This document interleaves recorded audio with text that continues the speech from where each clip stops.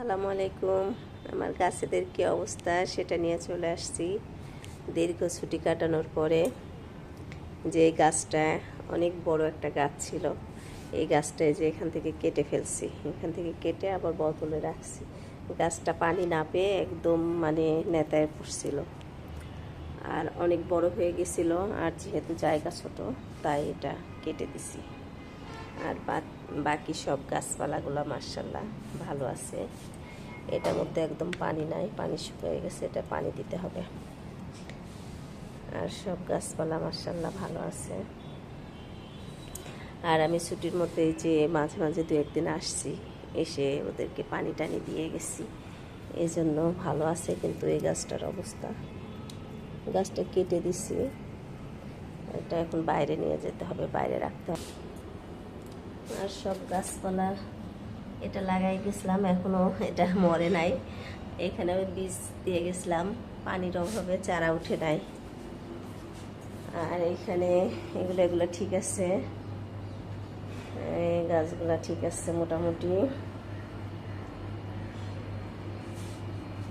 ওই যে এগুলা ঠিক আছে মাশাআল্লাহ সব। এখানেও বীজ দিয়ে গেছিলাম, ঢেঁড়সের আর কিসের উঠে নাই। তো যাই হোক, এবার একবার দুইবার আসতে পারছি। আর যদি দেশে যাই তখন তো আসতে পারি না, তখন গাছপালার অবস্থা খারাপ হয়ে যায়। তো যাই হোক, একদিন দুদিন এসে পানি দিয়ে গেছিলাম, দেখে আলহামদুলিল্লাহ গাছগুলো ভালো আছে।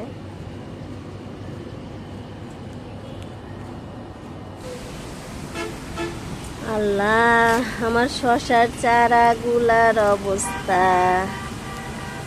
এগুলা কি আর বাঁচবে? এগুলা মনে হয় আর বাঁচবে না।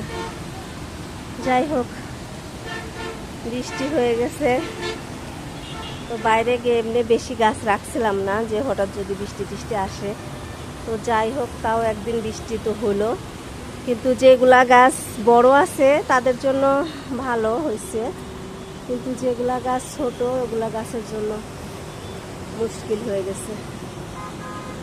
তো যাই হোক, এই আর কি অবস্থা গাছপালাগুলার।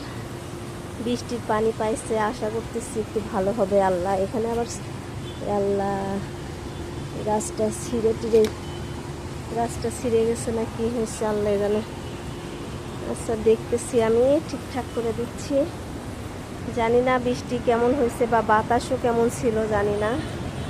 আর এই যে আমার গাছে একটা বেগুনটা আমি ভাবতেছি বেশি রেখে দেবো। তো এই হলো অবস্থা। তো সবাই ভালো থেকো, আমার জন্য দোয়া করো, আমার গাছপালাগুলো যেন ভালো করে দেখে শুনে রাখতে পারি।